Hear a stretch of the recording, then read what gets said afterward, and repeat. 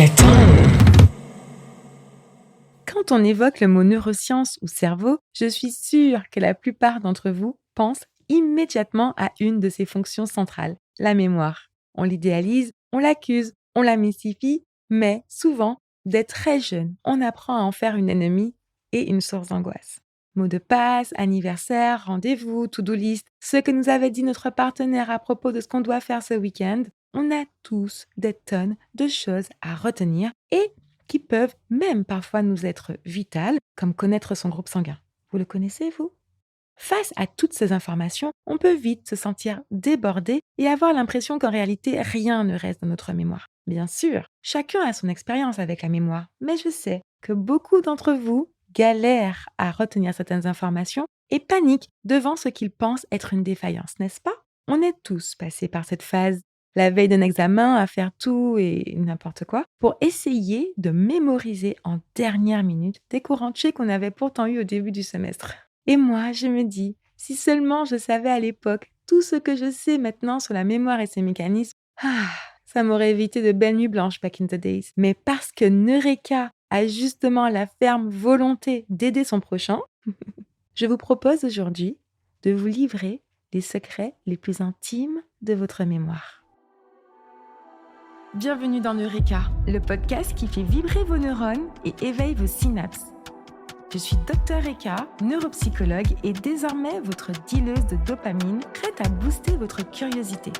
Comme à chaque épisode, je vous emmène dans la magie de votre organe du savoir pour répondre aux interrogations que vous aviez ou pas et vous faire penser Eureka, ou plutôt Neureka. Il serait difficile d'explorer les mystères de la mémoire sans d'abord en comprendre les fondations. Alors, qu'est-ce que la mémoire ? La mémoire, c'est la capacité du cerveau à encoder, c'est-à-dire capter et enregistrer, puis stocker, donc conserver, et récupérer de l'information, c'est-à-dire s'en souvenir. L'information désigne tout ce que nos sens perçoivent, tout ce que notre cerveau traite, tout ce que nous retenons ou apprenons de façon consciente ou inconsciente. Quand on parle d'information en mémoire, c'est aussi bien le goût d'un agra que le nom de notre premier animal, que l'air d'un morceau qu'on a entendu le matin en voiture, qu'un concept appris en terminale. En gros, une information, c'est ce que nos sens, nos émotions et notre attention captent et que notre cerveau décide ou pas de garder en souvenir. Contrairement à l'idée reçue, la mémoire n'est pas une commode à tiroir qu'on ouvre ou qu'on ferme. Non, c'est bien plus que ça. La mémoire, c'est en réalité un système complexe et dynamique. Chaque fois que nous sommes exposés à une information, notre cerveau allume des neurones sous forme de réseau et en fonction du type d'information qui nous parvient, une combinaison quasi unique de neurones va s'activer pour créer ce qu'on appelle une empreinte mnésique. C'est d'ailleurs sur ce modèle que reposent les réseaux de neurones dans l'intelligence artificielle. S'il s'agit, par exemple, d'une image ou d'un paysage, ce sera le lobe occipital qui s'activera en priorité, tandis que s'il s'agit d'une sensation au toucher, comme tenir une étoile de mer, alors ce sera plutôt le lobe pariétal qui sera sollicité. Chaque information traitée et mémorisée sera ainsi associée à une configuration spécifique de neurones qui y laissera une trace dite mnésique et c'est ce qu'on appelle un souvenir. Des souvenirs, on en a plein et de types variés, que ce soit des moments de notre vie, des connaissances de conjugaison du verbe peindre ou encore la recette de la pâte à crêpes. On sollicite en permanence ces souvenirs pour fonctionner dans notre quotidien. Alors comment fait-on pour s'en sortir avec tant de souvenirs et les retrouver au moment opportun ? Enfin, quand ça veut bien fonctionner.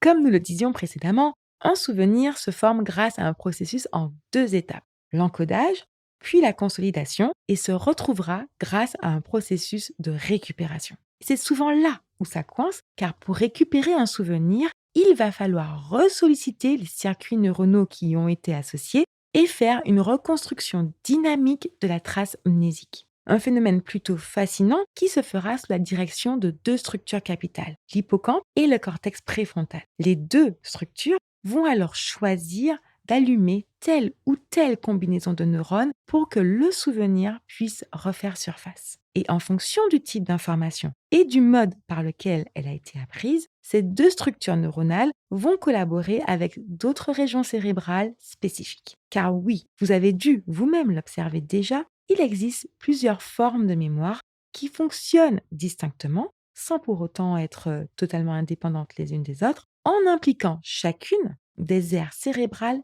particulière. Si on doit lister les différents formats de mémoire, on devra bien évidemment commencer par la mémoire sensorielle. C'est le tout premier filtre, elle ne dure qu'une fraction de seconde, mais elle capte de manière automatique et inconsciente les informations provenant de nos 5 sens pour les transformer en micro-souvenirs, soit transférés vers la mémoire à court terme pour la suite du traitement, soit perdus. Par exemple, si vous entendez une sonnerie de téléphone ou le d'un ascenseur, pendant les quelques secondes qui suivent, vous êtes capable de les refredonner. Si cette information mérite d'être retenue, ne serait-ce qu'un peu plus longtemps, alors elle sera transférée en mémoire de travail, souvent assimilée comme la mémoire à court terme. La mémoire de travail, c'est un peu le sas de ce qu'on doit retenir. Elle filtre et nous sert à maintenir et manipuler des informations dont on a besoin sur le moment. L'exemple typique qu'on donne en général, c'est le numéro de téléphone qu'on essaie de retenir le temps de le noter. Mais qui fait ça de nos jours? On se scanne les QR codes et puis voilà. Donc, un meilleur exemple à vous donner serait plutôt le code 3D Secure que la banque vous envoie par SMS pour valider vos achats en ligne et que vous essayez de retenir le temps de le taper sur le site. Enfin, je sais qu'il y a quelques flemmards qui font juste copier-coller, mais on vous en veut pas. Et puis, une fois votre panier confirmé, pouf, c'est oublié. Sauf si, c'était finalement une information que vous avez consciemment ou inconsciemment jugée nécessaire pour plus tard. Dans ce cas, cette information sera alors encodée en mémoire à long terme, notre bibliothèque de souvenirs personnels. On considère qu'il existe 2 grandes familles de mémoire à long terme. La mémoire déclarative ou explicite, c'est-à-dire dont on peut verbaliser ce qu'on sait, et la mémoire dite non déclarative ou implicite, qui regroupe ce qu'on a appris inconsciemment. Dans la mémoire explicite, on distingue la mémoire épisodique, qui contient nos souvenirs vécus personnellement. Ça peut donc être votre dernier meeting pro ou le cyclone de 2007. Ceux qui étaient aux Antilles l'été 2007 se rappellent probablement de la nuit du passage de Dean, mais ça peut aussi être une conversation que vous aviez eue avec un ami il y a 2 ans, ou encore les paroles d'une chanson que vous aviez apprise sur azlyrics.com à cette époque. Et puis, il y a la mémoire sémantique qui englobe nos connaissances générales, par exemple, savoir que l'Obu a 100 degrés ou que la capitale de Mayotte, c'est Mamoudzou. Allez, je vous la souffle, celle-là. De notre côté, avec la mémoire dite non déclarative ou implicite, on retrouve la mémoire procédurale, ce qu'on a appris à faire sans y penser de manière implicite, comme faire du vélo, utiliser les couverts ou encore twerker.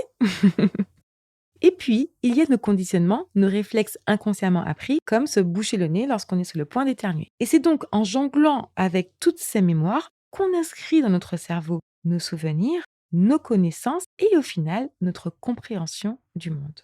Mais parfois, cette trace se brouille, s'efface et disparaît sans même qu'on s'en aperçoive pour créer l'oubli, ce trou qui nous désarme tant.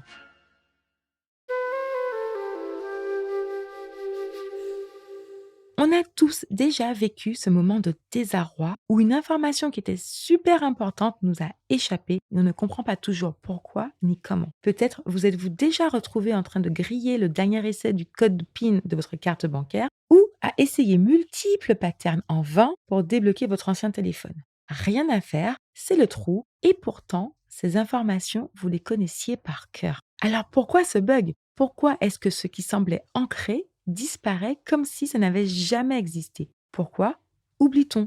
Ce qu'il faut absolument comprendre est que oublier n'est pas toujours une erreur de notre cerveau, mais souvent le résultat de plusieurs mécanismes complémentaires. Premièrement, il faut savoir qu'il existe une décroissance naturelle des traces mnésiques. Ceci avait déjà été démontré dès 1885 par le psychologue allemand Hermann Ebbinghaus avec sa courbe de l'oubli, The Forgetting Curve, qui montre que la quantité d'informations retenues décline spontanément, mais rapidement et significativement dans les quelques heures qui suivent leur apprentissage. Ce qui a plus tard été confirmé par le modèle de Brown en 1858, qui démontre que si les traces mnésiques ne sont pas réactivées par la répétition de l'information, il y aura une dégradation du souvenir jusqu'au seuil où l'information devient inaccessible. Plus le temps passe, moins le souvenir est activé, plus il est oublié.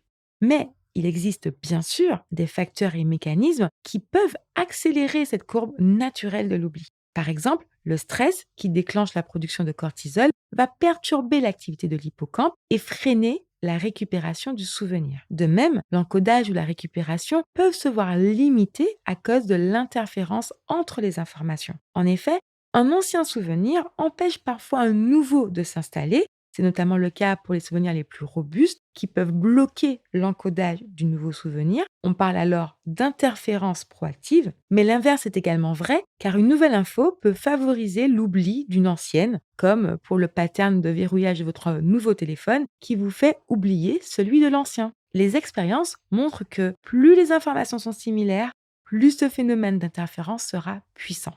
Mais les oublis de façon générale sont souvent le résultat d'un échec de récupération.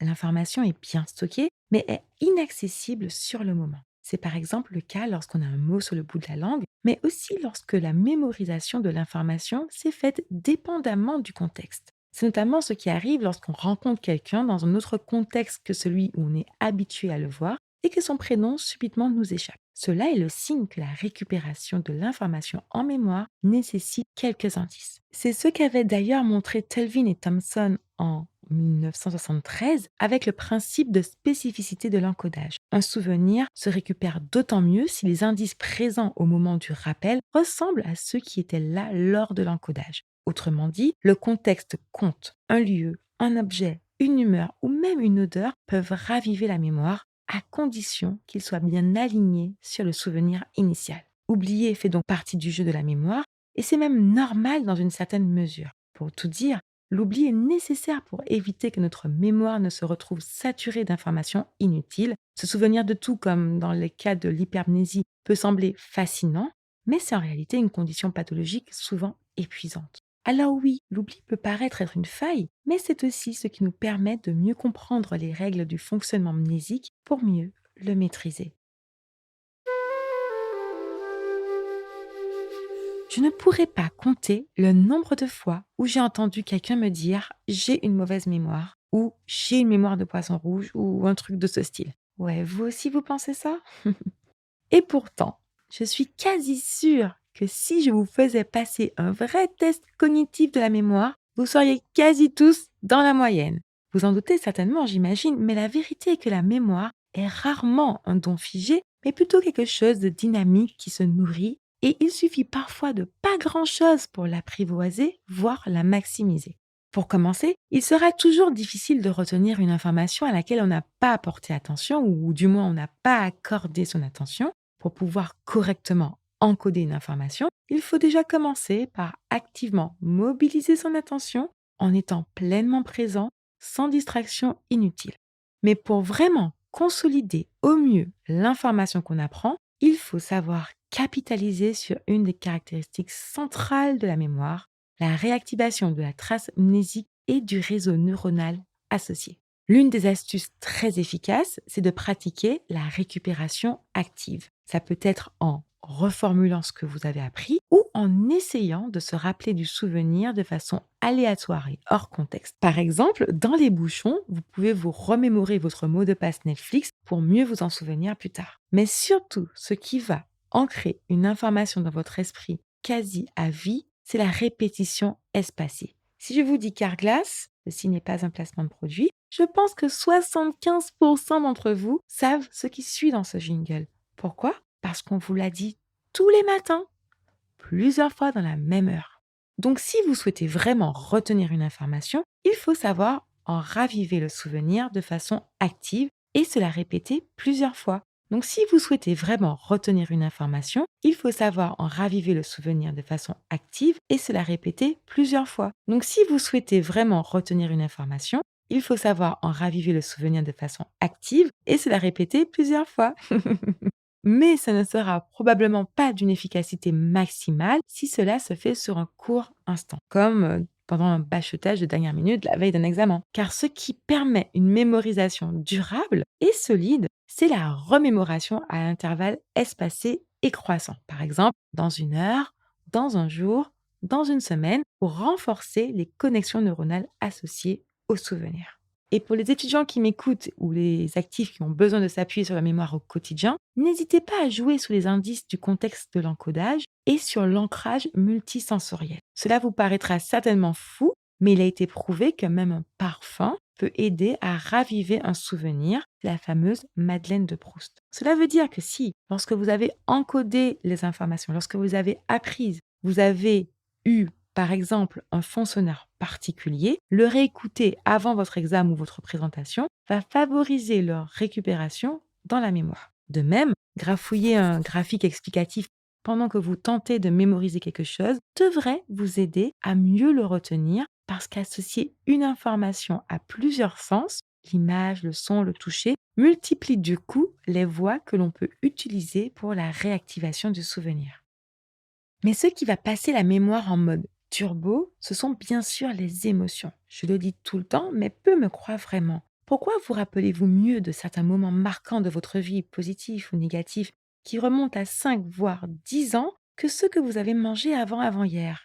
Eh bien parce que l'amygdale, le fief de l'émotion, est le voisin direct de l'hippocampe. Ils sont même associés sous la même structure appelée système limbique dont on a déjà parlé.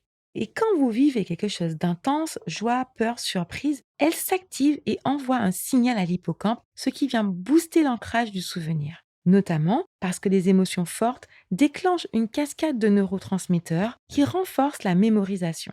Si vous voulez retenir quelque chose, il vous suffit de l'associer à une émotion positive qui générera une décharge de votre bestie, la dopamine, et facilitera son encodage. Comment peut-on faire ça? Eh bien, ça peut être en y associant quelque chose de plaisant. Écrire avec votre couleur préférée, faire sur vos notes des petits dessins. Ça paraît idiot, mais c'est ça la magie du cerveau. Jusqu'à aujourd'hui, je me rappelle de mon cours de première année sur la loi statistique de Poisson, juste parce que j'avais fait des petits dessins de poissons sur mes notes qui avaient rendu ce moment joyeux. Ouais, on s'amuse comme on peut. Enfin, si je dois parler de mémorisation optimale, je suis obligée de vous prescrire une piqûre de rappel avec l'épisode 8 de Neurika, dans lequel on parlait des pouvoirs de l'alimentation sur la cognition et notamment sur la mémoire. Mais je ne peux évidemment pas oublier un autre allié de taille, le sommeil. Et oui, car c'est bien pendant qu'on dort qu'on trie et qu'on consolide le plus nos souvenirs. Tout simplement parce que le sommeil profond déclenche dans l'hippocampe des ondes lentes et des pics d'activité dans le thalamus, un autre noyau du système limbique, qui rejoue nos souvenirs comme un replay, ce qui renforce les nouvelles traces mnésiques en réactivant les réseaux neuronaux associés. Lorsqu'on manque de sommeil en revanche, l'activité hippocampique diminue, ce qui réduit son efficacité dans la consolidation du souvenir, rendant donc le rappel plus difficile. Une bonne nuit de sommeil est donc bien plus rentable en termes de mémorisation que tout rabâchage intensif. Mais je vous promets de rentrer dans les détails de tout cela dans un autre épisode de Neureka. On pense souvent que nos souvenirs sont des archives précises rangées dans les étagères de notre cerveau, mais en réalité, bien qu'il soit plus aisé de schématiser la mémoire ainsi, la mémoire n'est pas juste un disque dur rempli de données classées dans un endroit précis du cerveau. Un souvenir, ce n'est pas juste une vidéo préenregistrée sur laquelle on fait play, c'est une reconstruction. À chaque fois qu'on s'en rappelle, le cerveau recompose l'histoire entière en prenant soin, grâce à l'hippocampe, de réactiver chaque neurone mobilisé au départ. Mais du coup, durant ce processus de reconstruction, il peut y avoir des petits bugs, des courts-circuits qui créent l'oubli où certains détails s'effacent, ce qui force le cerveau par souci de cohérence à compléter les blancs, quitte à parfois inventer un peu. À cause des mécanismes neuronaux de la mémoire, chaque souvenir est finalement une réinterprétation, parfois fidèle, parfois erronée, une version de l'histoire que l'on croit avoir vécue et dans certains cas, une simple illusion. Donc si vous avez l'impression que votre partenaire n'a rien écouté parce qu'il ou elle a complètement remixé ce que vous aviez dit, ce n'est peut-être pas de la mauvaise foi, mais le résultat d'un mauvais tour que son cerveau lui a joué en générant un souvenir approximatif. La mémoire est un outil précieux mais fragile, soumis à l'usure du temps et au stress, ce qui peut parfois brouiller la réalité si on n'y prend pas garde.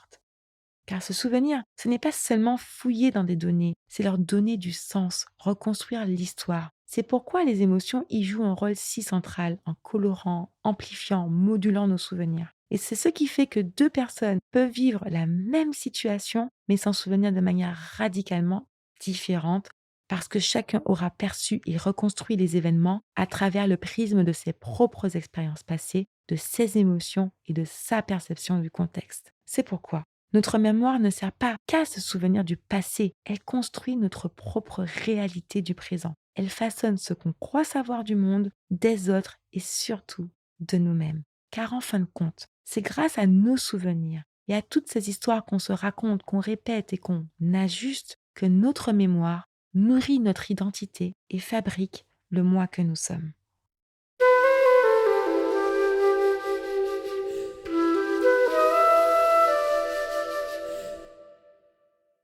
Nous l'avons vu dans cet épisode, oublier c'est normal. D'autant plus si on n'a pas maximisé nos chances de bien mémoriser par les différentes stratégies que j'ai évoquées. Mais si vous ou un de vos proches faites l'expérience de difficultés récurrentes, voire d'une défaillance notable de la mémoire, n'ayez pas peur et consultez un ou une neuropsychologue pour en comprendre la cause.